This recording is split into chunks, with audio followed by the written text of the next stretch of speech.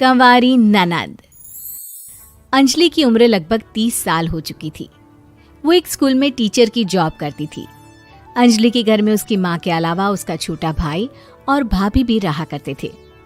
30 साल की उम्र होने के बाद भी अंजलि की अब तक शादी नहीं हुई थी।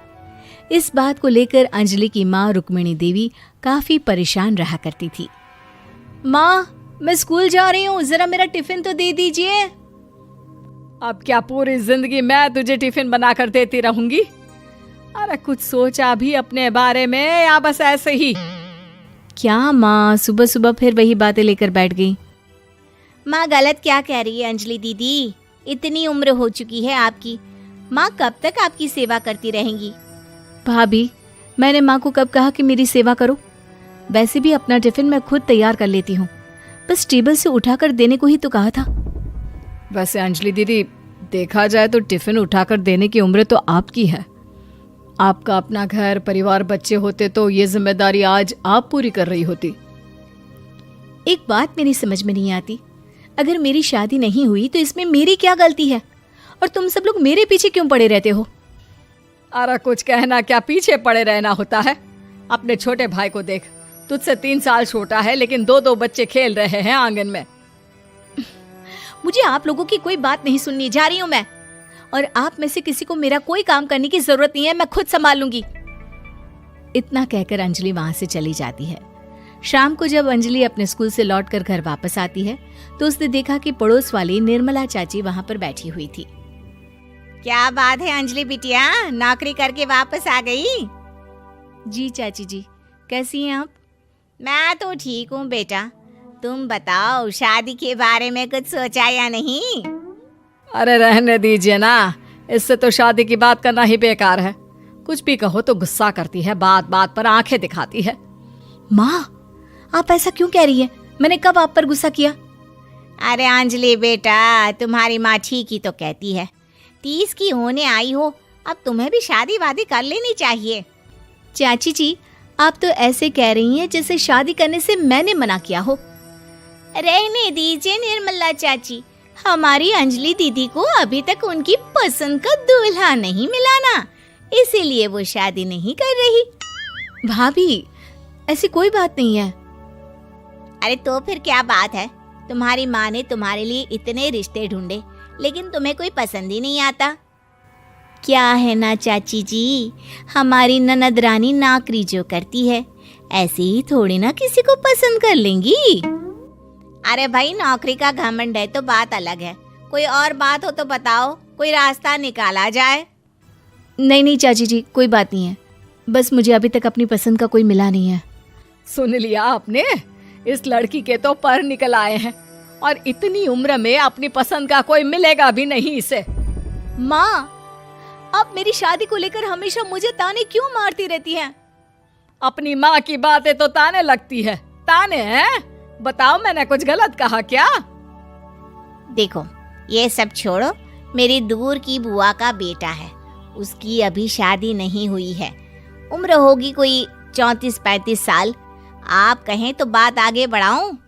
अरे हाँ हाँ, क्यों नहीं, ये भी कोई पूछने की बात है। अरे जल्दी से लड़के को यहाँ बुला लो। माँ, आप मुझसे पूछे बिना मेरी शादी की बात करने जा रही हैं और मेरी उम्र 30 भी पूरी नहीं हुई है। निर्मला चाची कह रही है कि वो लड़का 35 साल का है। अंजलि दीदी, आपको क्या लगता है इस उम्र में कोई फिल्म का हीरो आएगा आपके लिए?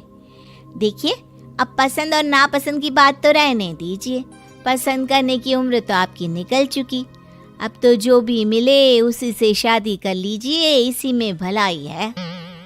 तेरी भाभी बिल्कुल ठीक कह रही है। अब जैसा रिश्ता मिले उसके लिए हाँ कर देना, ताकि हम भी गंगा नहाए। ठीक है, चलिए मैं उस लड़के को कहती हूँ, वो कल ही अंजलि को देखने आ जाएगा। अगले दिन निर्मला चाची के दूर का रिश्तेदार अंजलि को देखने उसके घर आता है। उसका नाम था अजय। अंजलि जी, तो आप नौकरी करती हैं, वो भी स्कूल में? जी हाँ, मैं स्कूल में टीचर हूँ। हमारी बेटी बहुत होशियार है। अरे पढ़ने लिखने में इतनी होशियार है, इसीलिए तो इसकी नौकरी लगी है स्कूल में। हाँ हाँ ठीक है आंटी जी, ज़रा मुझे भी तो बात करने दीजिए आपकी बेटी से। जी पूछिए ना, क्या पूछना चाहते हैं? अंजलि मैडम, ये तो बताइए कि आपने अभी तक शादी क्यों नहीं की? बस ऐसे ही, कहीं कोई रिश्ता पसंद नहीं आया इसलिए। लेकिन क्या मैं आपसे पूछ सकती हूँ कि आपने शादी क्यों नहीं की? अंजलि, क्या कर रही हो तुम? लड़कियों को इस तरह की बातें नहीं शोभा देती। रहने दीजिए आंटी जी, आपकी बेटी काफ़ी पढ़ी लिखी है, मैं उनके सवाल का जवाब दे ही देता हूँ। वो क्या है ना, मुझे भी अभी तक अपनी पसंद की कोई लड़की नहीं मिली। अच्छा, कोई बात नहीं। वैसे आपकी तनख्वाह कितनी है? कितना कमा लेती हैं महीने का? जी यही कोई 25,000 महीने। बस 25,000? इतने से क्या होता है?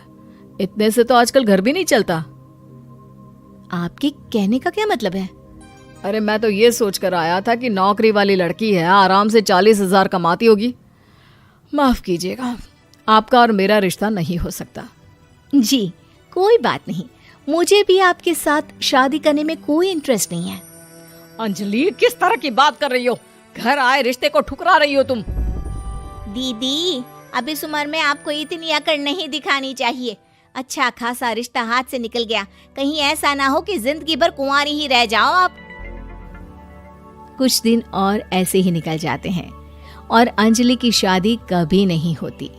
अंजलि के परिवार वाले बिंदास उसे ताने मारते रहते हैं, लेकिन अंजलि एक बड़ी नौकरी की तैयारी करती है और उसमें सिलेक्ट होने के बाद अंजलि को एक बहुत बड़ी नौकरी मिल जाती है।